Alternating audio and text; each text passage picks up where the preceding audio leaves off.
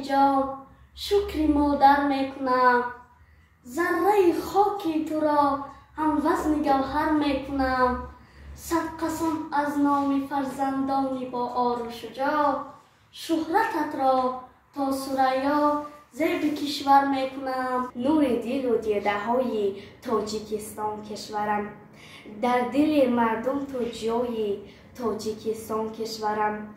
آبهای مصطفایت دستگیر خلق توست، چون بهشت است با خایت تاجیکستان کشورم. شکر دولت شکر سرور میکنیم، شکر آبادی ای کشور میکنیم.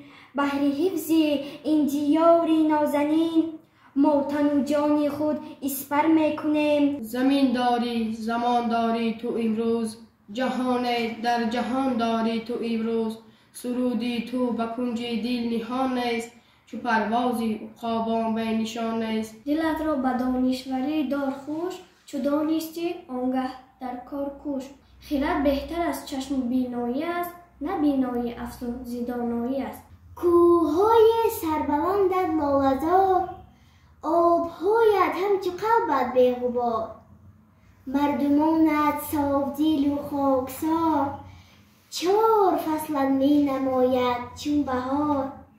تاجیکستان تاجیکستان می کنم شکری کم و بسیاری تو، می کنم شکرانه از آزرم و از آزاری تو. از تو من ثروت نمی خواهم، وطن هستی بس است، با خس و خارت برابر زندگی کردن بس است.